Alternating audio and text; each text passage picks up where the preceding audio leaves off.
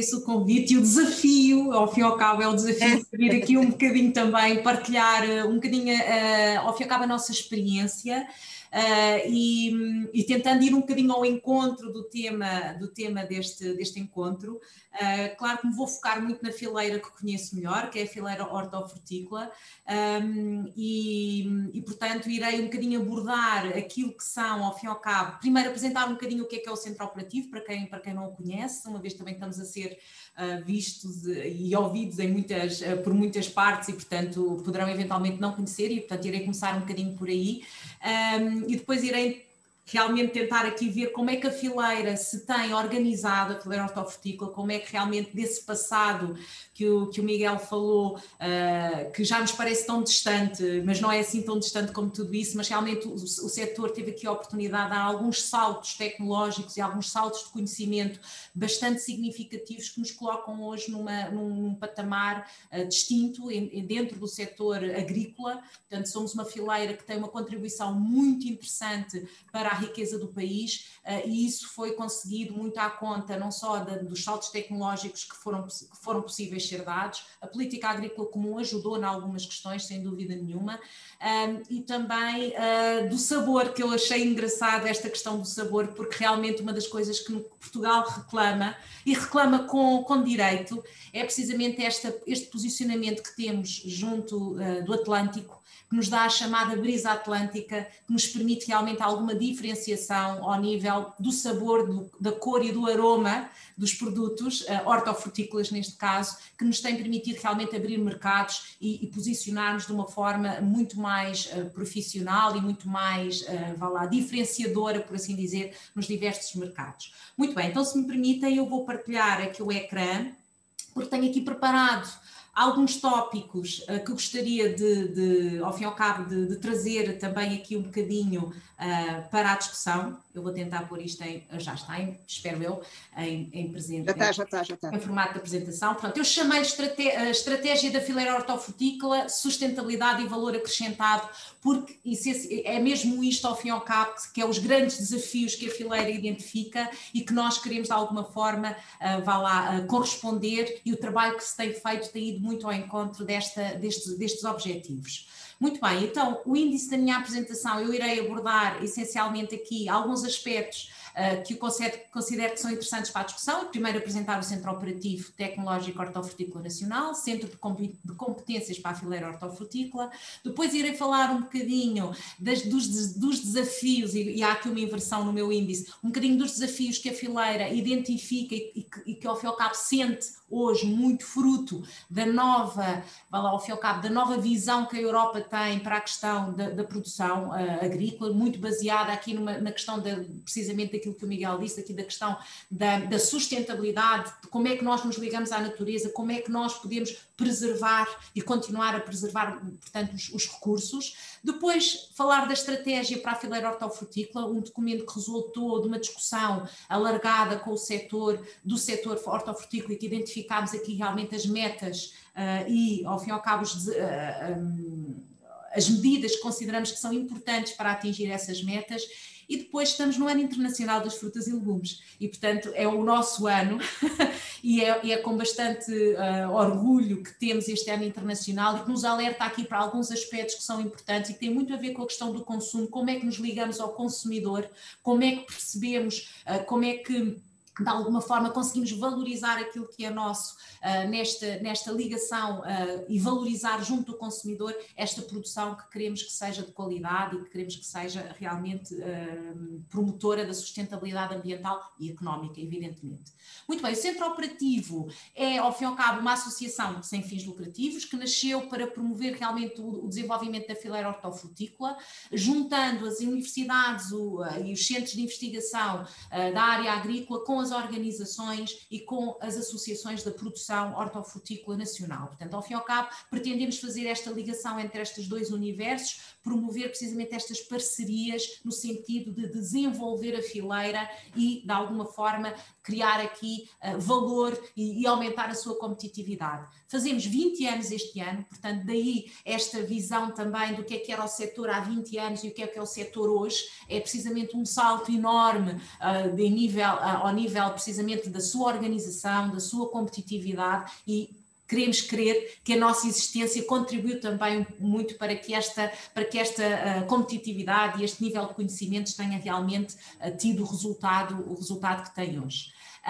Em termos de associados, nós temos, como disse, portanto, juntamos estas duas esferas, temos essencialmente um peso muito forte das organizações de produtores e das associações e cooperativas do setor, e depois temos a investigação como o segundo núcleo de associados extremamente importante, e depois temos outros stakeholders que são muito importantes também para a fileira, uma vez que tentamos promover também esta parceria entre todos aqueles que podem ter algo para aportar à fileira. E temos as autarquias, evidentemente, que na parte regional o setor hortofrutícola tem sem dúvida importância muito grande em algumas regiões do país, e as autarquias reconhecem, portanto, essa importância, e as que reconhecem essa importância estão associadas também aqui no COTN e dão-nos também esse suporte. Temos depois também as empresas empresariais, as empresas comerciais e algumas federações, ao fim e ao cabo, porque também fazemos uma ligação importante também junto do Ministério da Agricultura. Em termos de representatividade regional, estamos presentes praticamente em todas as direções regionais agrícolas do país, temos um forte peso, e é verdade, fruto da nossa localização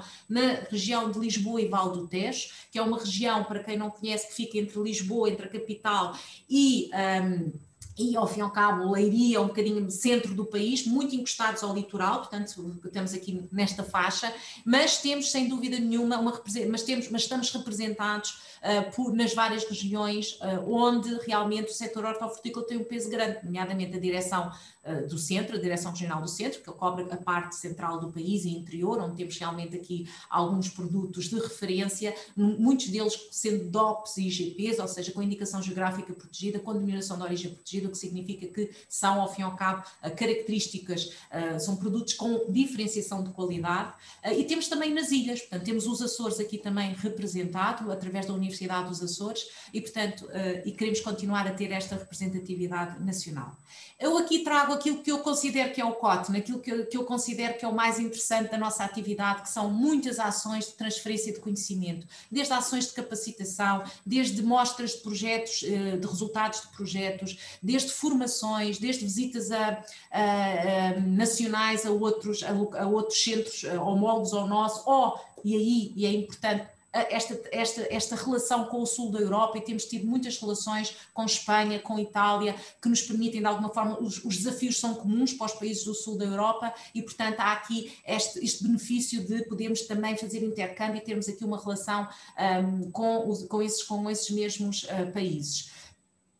Muito bem. Ora, muito bem, quais são os desafios que a fileira tem? Quais são os desafios que nós sentimos que a fileira sente hoje em dia? Pronto, eles derivam muito, e como disse, nós temos a política agrícola comum, portanto é algo que é específico da Europa, que ao fim e ao cabo promove as políticas, portanto as políticas que de alguma forma orientam a fileira e orientam, neste caso o setor agrícola, para aquilo que se pretende que são os objetivos comuns da Europa, e este ano fomos brindados, por assim dizer, com esta estratégia do Pacto Verde ou do Green Deal, pronto, que traz aqui um conjunto de desafios muito interessantes ao nível da sustentabilidade nos vários setores. Portanto, quer seja na questão da neutralidade carbónica, quer seja na questão das alterações climáticas, na preservação do capital natural da Europa, portanto, há aqui um conjunto de desafios enormes, e de uma forma muito sintética podemos dizer que os grandes objetivos do Green Deal, deste pacto, tem essencialmente projetar um sistema alimentar justo, saudável e ecológico, construção de uma economia de recursos eficientes, circular e de baixo carbono, portanto, e temos aqui realmente este desafio significativo, proteger e conservar e melhorar o capital natural, tal como eu já tinha dito, portanto olhar aqui muito precisamente para esta questão do capital natural e preservá-lo da melhor forma possível, salvaguardar dos riscos ambientais para a saúde e para o bem-estar, e fortalecer os compromissos de desenvolvimento sustentável, portanto, em conformidade com as normas alimentares da União Europeia e a nível mundial. Portanto, há aqui ao fim e ao cabo, estes grandes objetivos. Quando olhamos para a fileira e quando olhamos para o setor agrícola, o que é que deriva deste Green Deal? O que deriva deste Green Deal é, ao fim e ao cabo, a estratégia Farm to Fork, ou a estratégia do prado ao prato, que impõe aqui um conjunto de metas muito importantes para o setor agrícola e que vão desde a questão da sustentabilidade ao nível da produção, e eu irei abordar aqui um bocadinho os objetivos porque dizem muito mais respeito precisamente ao setor produtivo, que é onde o centro operativo se foca um pouco mais, mas tem também metas e também tem objetivos traçados que é para a questão do processamento no setor agroalimentar, portanto na questão dos alimentos sustentáveis, na questão também da sustentabilidade ao nível do consumo e o papel que o consumidor tem aqui, de que as suas escolhas têm um impacto muito importante precisamente também sobre da forma como se produz e também da forma como essa produção pode ser mais ou menos sustentável. Portanto há aqui um trabalho do consumidor muito interessante também a ser feito, e tem uma outra questão que está na ordem do dia que tem muito a ver com a questão do desperdício e prevenir as perdas que ocorrem na produção e os desperdícios. Portanto, a estratégia Farm to Fork engloba um bocadinho todas estas dimensões, sendo que eu irei me focar aqui nos objetivos que dizem mais direito à parte da produção. E quando olhamos para esses objetivos, encontramos aqui algumas metas que são desafios enormes para a produção atualmente. Nós temos que tentar cumprir estes desafios, mas nunca esquecendo a questão da competitividade, de continuarmos a ser competitivos, de continuar a haver aqui uma sustentabilidade também económica da produção, e para que ela possa, ao fim e ao cabo, continuar também a contribuir, como tem contribuído, para a economia nacional. E nós, no ano de pandemia, como tivemos, mais uma vez o setor agrícola foi aquele que conseguiu dar, além de conseguir ter dado resposta e teve à altura dos desafios, foi aquele que continua a ter também um desempenho interessantíssimo em termos do valor das exportações e em termos do valor do seu contributo para a economia. Muito bem, quais são estas metas que a estratégia Farm to Fork nos coloca e que de alguma forma estão muito ligadas intimamente com a questão da sustentabilidade ambiental e tem muito a ver com a questão da redução em 50% do uso dos produtos fitofarmacêuticos. Eu aqui gostava só de dizer que Portugal tem feito um caminho interessantíssimo neste setor. Desde 2011 até 2018, Portugal foi o país da Europa que mais reduziu o uso dos produtos fitofarmacêuticos. Tivemos um decréscimo ao longo deste período de 45%, portanto, o que significa que se nós aplicássemos a meta e pudéssemos considerar esse período, já praticamente tínhamos atingido a meta, mas já sabemos que não, já sabemos que esta meta vai ser medida a partir de 2018, portanto temos aqui realmente um desafio interessante em cima da mesa. Temos depois também aqui a questão da redução da perda de nutrientes em pelo menos 50%, assegurando que não exista deterioração da fertilidade do solo. Portanto, temos aqui uma questão ao nível dos fertilizantes também bastante interessante, e a redução desses fertilizantes em 20% até 2030. Portanto, temos aqui um outro desafio que para o setor é realmente um desafio, que é a questão da agricultura biológica. Tem estado a crescer, é verdade. Nós, em termos de países do Sul, temos alguma dificuldade, uma vez temos condições ótimas para pragas, essencialmente para as pragas, e portanto tem sido um bocadinho difícil esta transição para o biológico, mas tem-se estado a fazer, e portanto há aqui o objetivo do 20% das terras agrícolas sob agricultura biológica. Temos também que ver que até que ponto esta questão, para além das dificuldades que temos técnicas, portanto, em abarcar e em fazer uma transição para a agricultura biológica, temos também que perceber, precisamente, face realmente ao aumento e à necessidade de continuar a aumentar a produção agrícola para alimentar a população mundial, até que ponto a agricultura biológica tem o seu papel, tem sem dúvida o seu contributo, mas temos que perceber que continuamos a ter que aumentar aqui a produção, e sendo a agricultura biológica mais intensiva, essencialmente no uso da terra, e estando a terra, o solo, um bocadinho já no seu limite, como é que podemos fazer também conjugar este desafio. E depois há uma outra questão que também tem tudo a ver com a parte da inovação, que nos é também posta em cima da mesa, tem muito a ver com a questão da digitalização, procurar aqui na tecnologia que nos permita um uso mais eficiente dos recursos, do sol, da água,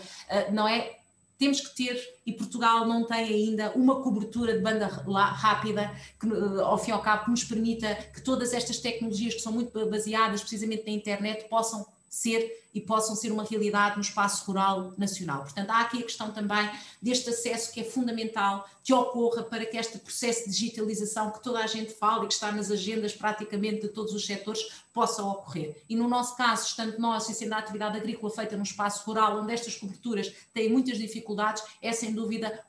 algo que se tem que ao fim e ao cabo, acelerar para que essa aceleração possa ocorrer também. Neste universo e ao fim e ao cabo, neste enquadramento todo, surge a estratégia da fileira hortofrutícola. Esta estratégia foi desenhada por 3 grandes estruturas do setor, nomeadamente o Centro Operativo, que tem uma componente mais ligada à parte da investigação, da FNOP, que é a Federação das Organizações de Produtores, que junta as organizações de produtores do setor hortofrutícola, e depois a Portugal Fresh, que tem aqui a marca Portugal na promoção daquilo que são os produtos nacionais e, portanto, uma promoção muito focada no mercado internacional e que tem tido, ao longo da sua existência, faz também 10 anos este ano,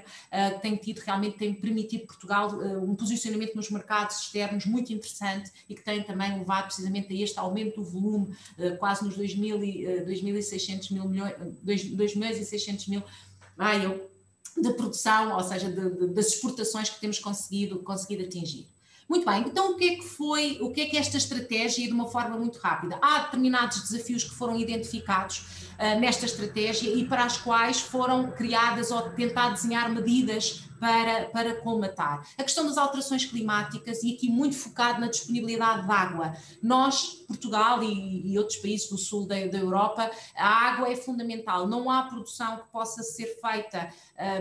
economicamente rentável e até ambientalmente sustentável se não tivermos a disponibilidade de água. E, portanto, esta água é fundamental criarmos aqui estruturas que permitam essa utilização eficiente e, acima de tudo, podermos armazená-la para podermos utilizá-la quando dela necessitamos. Há aqui 2 fatores também que são importantes e que têm muito a ver com os fenómenos extremos e que nós nos últimos anos infelizmente temos sentido de forma muito, muito significativa, e também há aqui oportunidades que as alterações climáticas podem trazer, que tem muito a ver com a questão de novas culturas que se podem vir a instalar, fazendo aqui se calhar uma alteração um bocadinho do quadro cultural que Portugal tem tido. Há depois a questão da competitividade e temos aqui a questão dos custos de produção, a incorporação da tecnologia, portanto, a homogeneidade na produção, que é fundamental também, e, portanto, atender à procura. Estar muito atento àquilo que o consumidor quer e àquilo que o consumidor valoriza e depois transpor isso para a parte da produção. Depois temos aqui a sustentabilidade e resiliência, que é fundamental, tem muito a ver com a questão da quantificação dos impactos ambientais, a diversidade climática e a biodiversidade. Portugal é dos países da Europa com maior biodiversidade, como é que nós podemos utilizá-la, preservando-a, mas como é que a podemos pôr ao serviço também da produção? É sem dúvida aqui um desafio muito grande. Melhoria da qualidade da água, também dos sistemas inteligentes. Relativamente à questão da mão de obra, é também um problema, ou seja, nós, tal como os restantes países, temos sentido muita dificuldade na mão de obra para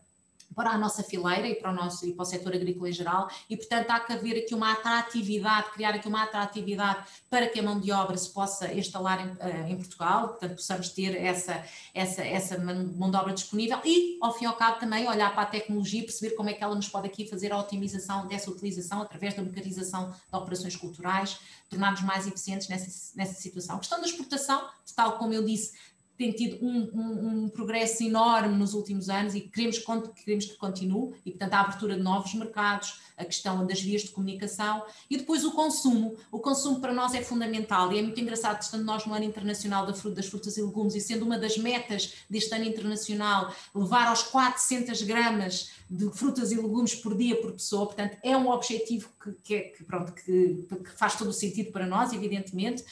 e portanto há aqui também medidas que gostávamos de trabalhar no sentido da promoção desse mesmo consumo. Portanto, a estratégia estabelece 3 grandes objetivos, portanto, com base naqueles desafios estabelecemos 3, o equilíbrio de balança comercial, continuar a questão das exportações, e nos últimos 10 anos realmente este trabalho tem sido fantástico, a criação de valor na fileira, que passa muito pela diferenciação dos produtos, e aqui as DOPs e IGPs têm um papel fundamental para além também dos novos produtos, dos bioprodutos que possamos vir a desenvolver, que estão realmente muito relacionados aqui com esta criação de valor. E depois a sustentabilidade na produção, que é fundamental face aos desafios todos e às metas que essa estratégia Farm to Fork nos vem introduzir. Esta estratégia assenta ao fim e ao cabo em 5 grandes pilares. Primeiro, a disponibilidade de água, para que a fileira continue a ser competitiva e o uso mais eficiente da mesma. Temos a continuar aqui a ter os instrumentos financeiros que nos permitam aqui continuar também a ser competitivos relativamente aos nossos concorrentes mais diretos, a inovação e a transferência de conhecimento, que achamos que é fundamental, a questão do associativismo para a comercialização também, porque somos pequenos, precisamos nos juntar, nos organizarmos para ganhar dimensão e estarmos no mercado numa postura muito mais confortável, e as organizações de produtores como um papel fundamental. Muito bem, o Ano Internacional das Frutas e Legumes tem 4 grandes pilares, se a gente puder assim dizer. Tem muito a ver com a questão da inovação na produção para a redução das perdas e desperdícios, e mais uma vez a nossa estratégia alinha muito neste sentido. Temos a questão da promoção da sustentabilidade na produção, na sustentabilidade também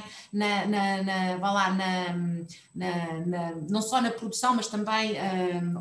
englobando todos os setores, que vão desde a parte da economia, do ambiente, etc., da sustentabilidade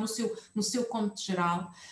Depois temos a prosperidade crescente, ao fim e ao cabo é permitir que quem se dedica a esta fileira, quem se dedica à produção, possa ser justo, possa ter o seu justo pagamento por aquilo que faz e pelo contributo que tem portanto, para a alimentação, ao fim e ao cabo, não é? Para a economia. E depois a questão da promoção do consumo, como já disse, o tal número das 400 gramas, que eu acho que deve ficar na mente de toda a gente, e o papel que tem nas dietas saudáveis. Muito bem, tendo este enquadramento, o que é que a fileira está a fazer ou o que é que tem feito? Eu aqui vou passar muito brevemente, porque acho que até já estendi aqui um bocadinho o meu tempo, mas que era, ao fim e ao cabo, mostrar-vos alguns projetos de inovação que estão a ser desenvolvidos este ano, estão praticamente eles todos a terminar no final deste ano, e que mostram já aqui a preocupação, não é, de começar a trabalhar precisamente para se conseguir atingir estes objetivos e estas metas que são traçadas. E uma das coisas interessantes destes projetos, que eu gostava aqui de realçar, é que eles ligam de uma forma muito direta a investigação com a produção. Portanto, são projetos colaborativos, são grupos operacionais, ao fim e ao cabo, mas que juntam e que colaboram de uma forma muito próxima com a produção. Portanto, e temos aqui esta questão do Hortinf. Este projeto, ou este grupo operacional, tem muito a ver com o desenvolvimento de técnicas para a gestão da flora infestante e parasita em culturas hortoindustriais. Portanto, já há aqui a necessidade de encontrar alternativas mais sustentáveis para o controle destas infestantes nas culturas hortoindustriais. Estamos a falar de tomate de indústria, por exemplo, e da batata, por exemplo, que são realmente aqui culturas que são mais intensivas, não é? Mas que nós precisamos de olhar e fazer uma gestão muito mais eficiente, preservando essencialmente a biodiversidade e minimizando os riscos ambientais do controle dessas infestantes. Temos o Mais Solo, que é um projeto muito focado na questão do solo, tem a ver com a questão também do desenvolvimento de processos inovadores com base em técnicas já conhecidas, mas que é necessário aplicar em campo para perceber o potencial dessas técnicas, e é isto que este projeto pretende fazer, usando aqui técnicas que sejam alternativas, mais uma vez, ao uso dos produtos fitofarmacêuticos para atingir as tais metas que nos são impostas, e, portanto, ao fim e ao cabo, permitir que haja um controle das pragas e doenças muito focado na melhoria da saúde do solo, deixando que os organismos que existem no solo possam fazer esse controle por nós e possam, de alguma forma, portanto, contribuir também para aumentar a saúde do próprio solo. Depois temos aqui um projeto focado numa IGP e numa DOP, portanto, na pera rocha, nossa DOP, denominação de origem, nossa pera portuguesa, que tem uma expressão muito, muito, muito interessante em Portugal, tem um peso muito importante nas importações,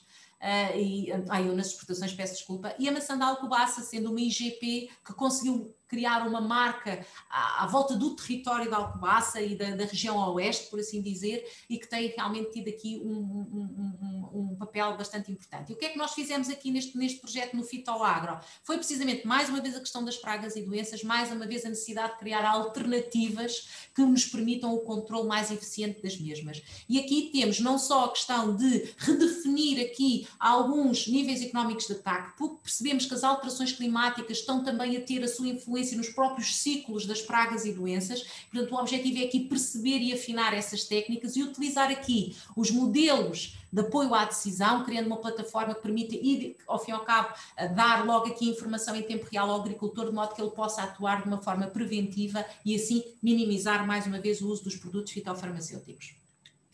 Temos aqui também o Polimax, que é um projeto que reúne a maçã, a cereja e a pera rocha,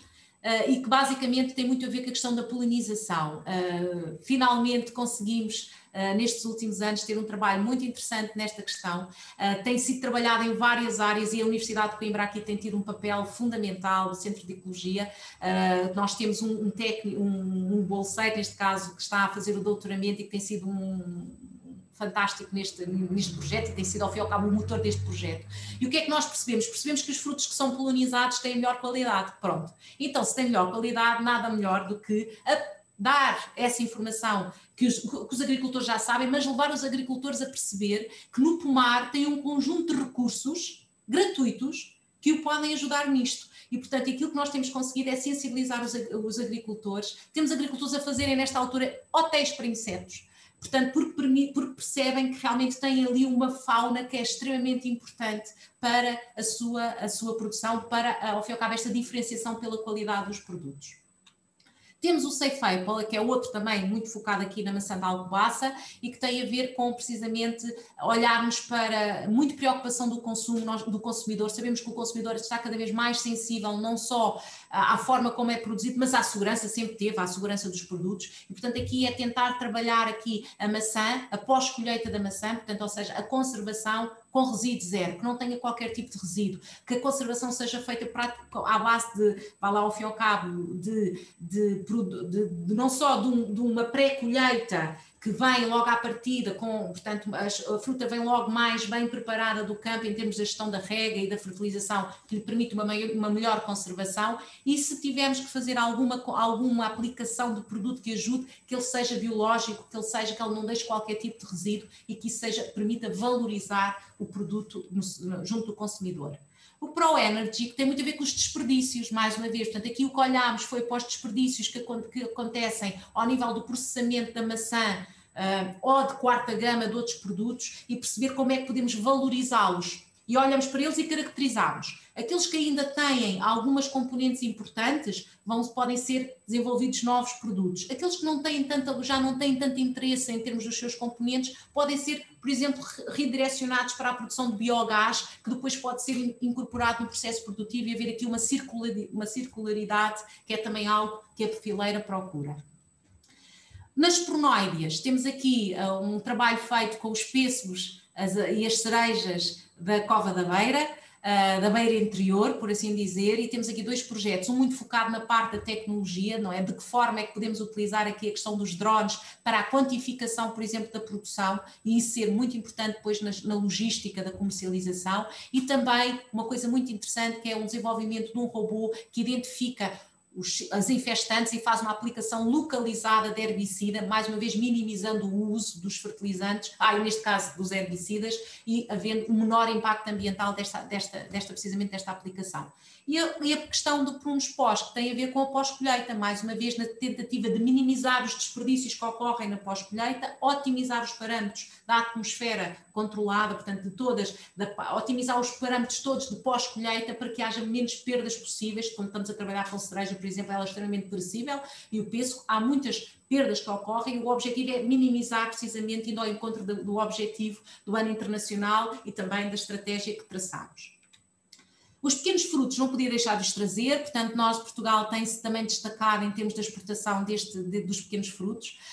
tem ao fim e ao cabo dois polos muito interessantes de produção, o mirtilo mais a norte e centro, e depois temos a framboesa e também alguns mirtilos, mas de variedades diferentes na parte do Alentejo. E o que nós temos aqui feito é tentar ao fim e ao cabo encontrar técnicas culturais inovadoras para o alargamento da época de produção e aumentar aqui a competitividade, mas de forma sustentável, não é? Portanto, minimizando precisamente também o impacto que a produção possa ter, quer ao nível do uso dos recursos, água, solo, etc. E depois temos o qualitomate, que tem a ver com o tomate de indústria, que é também uma cultura muito importante para Portugal. Portugal já chegou a ser o principal exportador de tomate de indústria e de uma qualidade também diferenciada, que nos permitiu também ter esse posicionamento. E aqui o que estamos a fazer tem muito a ver também com pragas e doenças na questão do tomate, portanto, e é criar aqui uma ferramenta de decisão não é? Que permitam ao produtor também atuar, minimizando os prejuízos causados por algumas pragas que são muito importantes, nomeadamente a questão da mosca branca, ácaros, traça, etc., no sentido precisamente de minimizar ao máximo possível a utilização de produtos fitofarmacêuticos e o impacto da sua utilização. Pronto, isto foi ao fim e ao cabo uma viagem que eu tentei fazer aqui um bocadinho pela fileira, por aquilo que estamos a fazer, pelos desafios que sabemos que temos em cima da mesa, mas também dar aqui esta nota de que a produção está ciente bem desses desafios e tem feito um trabalho e continua a fazer um trabalho muito interessante precisamente para conseguir alcançar os objetivos e as metas a que nos propomos. Muito obrigada pela atenção. Muito obrigada, nós já vamos fazer depois o recuo disto. O próprio Cotton, aliás, resulta de uma velha ambição. O Cotton é criado em 2001, se não me falha a memória, 2001, e resultou de uma velha ambição, não é? Que tem um recuo histórico incrível, até na sua inscrição territorial em Alcobaça, mas enfim, já voltamos a isso. E o que é interessante é vermos estes desafios e a forma como eles foram evoluindo na história e como são também herdeiros de um rasto patrimonial, mesmo na história da indústria, que já vamos cozer estas pontes, até neste último tópico que a senhora engenheira focou, a questão do tomate, que hoje em dia é um dos grandes desafios, até na ótica do património industrial, com imensas fábricas abandonadas e perdidas e às quais ninguém está a dar grande importância, quer a nível do seu arquivo documental, do seu legado documental, quer como fábrica, e que de facto foram um tempo numa história que agora o Cotton superou noutro sentido. Mas enfim, já lá vamos, a contribuição do conhecimento, da ciência e o compromisso com a sustentabilidade, já percebemos que tem sido a solução do Cotton e as razões do seu sucesso quando se põem pessoas com conhecimento como a engenheira Carmo Martins à frente destas instituições e que são também o resultado desta relação que o país foi tecendo entre uma agricultura que nunca se desenvolveu, que nunca se modernizou, que nunca se industrializou, antes pelo contrário, durante muito tempo, e que manteve-se muito refém e próxima dos seus territórios, das suas comunidades, para o bem e para o mal, e acabou por ter impactos, não é? Quer em termos de ambiente, quer em termos de sustentabilidade, quer ao nível do desenvolvimento, que hoje em dia tem resultados positivos e outros muito menos positivos. Mas quem sabe falar sobre isso não sou eu, é aqui a professora Helena Freitas, que é bióloga de formação. Os de fora que não a conhecem, ela em Portugal mais ou menos é conhecida pela embaixadora da biodiversidade, porque teve um passado na luta pelo ambiente e na Liga de Proteção da Natureza, mas a formação dela é precisamente na área da biologia, especializou-se precisamente nestas dinâmicas também da ecologia funcional. Para além da sua componente científica e como investigadora, e professora que é catedrática da Universidade de Coimbra, aliás, deve dizer-se uma das investigadoras portuguesas mais citadas internacionalmente, está mesmo no top, e é atualmente a representante de Portugal, mas não é representante de Portugal, ela é investigadora na missão para as alterações climáticas e os desafios societais da Comissão Europeia. Aliás, é dos poucos casos que é recrutada pela sua competência como investigadora e, portanto, não sendo uma indicação, foi uma escolha muito competitiva, precisamente através da sua contribuição científica. E tem um outro argumento, e é também por isso que para além de muitas outras razões, que pedi para ela estar aqui. Tem sempre acompanhou a leitura do território e a sua relação precisamente com as questões do desenvolvimento, as opções, com as suas consequências na área do ambiente, a natureza, etc., mas também nas suas opções produtivas e com uma compreensão muito, muito, muito interessante daquilo que é a sua inscrição territorial. Aliás, foi ela que em Portugal fez há uns 4 ou 5 anos o primeiro grande plano de coesão do território e, portanto, olhando para o território no seu todo e percebendo precisamente aquilo que são estas características endógenas, naturais, aquilo que é o que nós homens lá pusemos em termos de antropoceno e de grande aceleração mais recente, e os seus conflitos, e aquilo que são hoje as oportunidades, não é? Olhando para uma utilização às vezes abusiva dos solos ou negativa, procurando perceber as oportunidades, e portanto é esta leitura global que no fundo percebe as heranças do passado, mas que também está atenta para os desafios do futuro, enfim, esta leitura da biodiversidade e do território ao longo dos anos que ela nos pode contribuir aqui. E vamos recuando no tempo. Eu depois sou muito mais velha nestas coisas todas porque tenho a contribuição da história.